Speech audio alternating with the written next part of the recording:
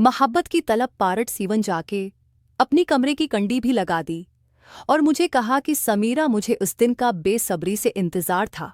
मैं रोज़ तुम्हें देखता था और ये दिल में सोचता था कि कब तुम मेरे पास आओगी और मुझे पूरा पूरा टाइम दोगे। बोला आखिर वो दिन आ गया है। अब मैं बेड पर उठकर बैठ गई और मैंने अपना भर का इतार दिया और दुपट्टा पहन के बैठ गई तो वो 40 साला अंकल, जिनका नाम रमीज था, वो कह रहे थे कि समीरा, ये दुपट्टा मुझे दो। तो मैंने दुपट्टा उतार कर उनको दे दिया और उन्होंने एक साइड पे रख दिया। अब मैंने देखा कि वो बिल्कुल तैयार हो रहे थे। अब मैं उनको भी देख रही थी और दिल में डर भी रही थी और मैं ये सोच भी रही थी कि यार, मैं सिर्फ 10 साल की हूँ और ये 40 साल के हैं।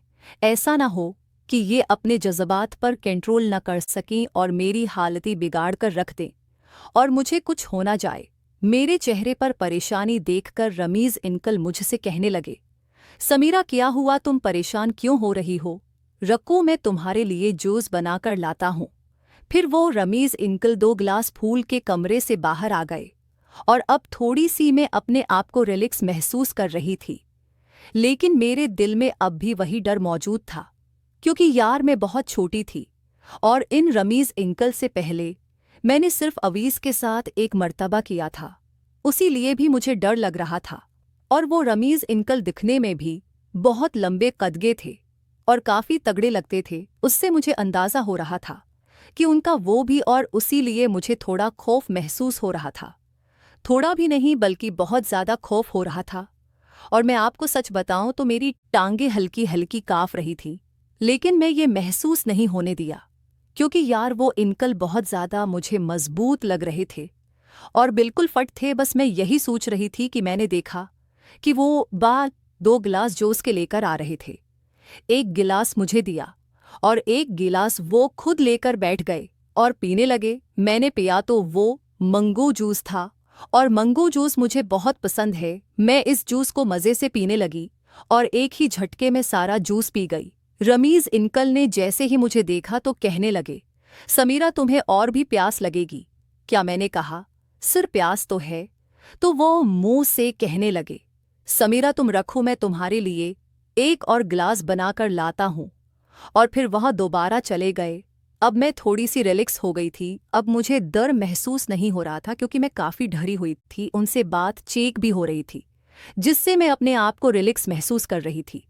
थोड़ी देर में वो एक और ग्लास जूस का लेकर आ गए। उन्होंने अपना ग्लास अभी ख़त्म नहीं किया था, आधा उनका रहता था। वो सिर्फ मेरे लिए ही 2 गिलास लाए थे और उन्होंने मुझे वो गिलास कहा, ये पी लो। मैंने उनसे पूछा कि सिर, आपने दूसरा अपने लिए क्यों नहीं बनाया?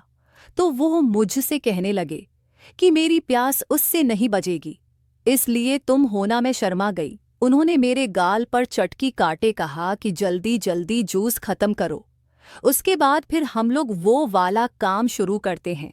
अब मैं एक झटके में जूस खत्म नहीं कर रही थी, बल्कि आराम आराम से पी रही थी और मैंने देखा कि अंकल रमीज ने अपना जूस खत्म कर लिया था और अब वो तैयारी कर रहे थे और बिला आखिर मैंने भी जूस खत्म कर लिया और उन्होंने मुझे कहा कि बेड पे सीधी लेट जाओ। मैं सीधी बेड पे लेट गई।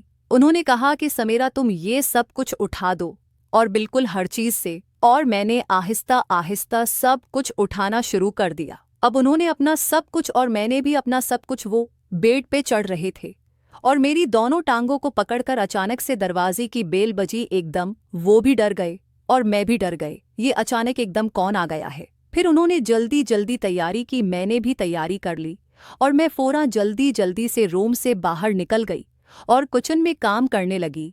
और रमीज अंकल ने जाकर दरवाज़ा खोला तो देखा उनकी बेबी थी, जिनकी हालत खराब थी, और उनकी बेबी की बहन थी बड़ी, जो उनको रक्शे में लेकर आई थी और कह रही थी, अचानक उनकी तबीयत खराब हो गई है, प्लीज़ उनको जल्दी से हॉस्पिटल ले जाएं।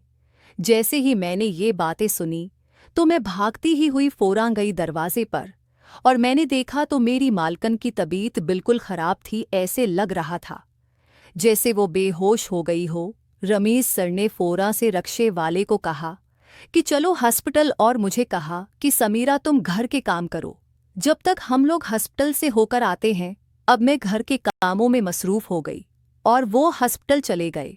3 घंटे में काम करती थी और 3 घंटों में उनके सारे घर का काम मुकम्मल हो जाता था और तकरीबन 3 ही घंटे लगे थे। मैंने सारा काम खत्म ही कर लिया था कि दरवाजे की बेल बजी। मैंने जाकर दरवाज़ा खोला तो रमीज सिर थे और उनकी वाइफ थी जो रक्शे से उतर कर चलती हुई इंदर घर में दाखिल हो रही थी। मैंने जैसे ही बाजी को देखा तो मैं उससे बात करने लगी। मैंने कहा, बाजी आपको क्या हो गया था? तो वो मुझसे कहने लगी, तो मेरा पता नहीं, मुझे चक्कर आ गए थे और मैं गर गई। उसके बाद मुझे नहीं पता कि क्या हुआ था। हॉस्पिटल में डॉक्टर ने बताया कि बीपी लो हो गया था, जिसकी वजह से मैं बेहोश हो गई थी। उन्होंने ड्रप भी लगा ली थी और काफ़ी अच्छी ट्रीटमेंट की है, जिसकी वजह से अब मेरी तबीयत बेहतर है। मुझे बस अपने रूम में आराम करना है। और फिर रमीज सिर उनको लेकर अपने कमरे में चले गए और बेड पर सला दिया और फिर मुझे आगे कहा कि समीरा, आज हमारा सारा खेल खराब हो गया है, चलो तुम परेशान मत हो, मेरी बीवी की तबीयत ठीक हो जाए तो फिर बना दे गए प्लान। मैंने कहा ठीक है सिर, मैं फिर चलती हूँ घर, मैंने सारे घर के काम कर लिए हैं। तो उन्होंने कहा कि ठीक है तुम जाओ। और फिर मैं अपने घर आ गई। घर आई तो हमेरा भी आई हुई थी। मैंने घर वालों को सलाम किया और फिर अपने कमरे में चले गई और थोड़ी देर लेटी गई और फिर रात भी हो गई। रात का खाना वगैरह खा के मैं सो गई।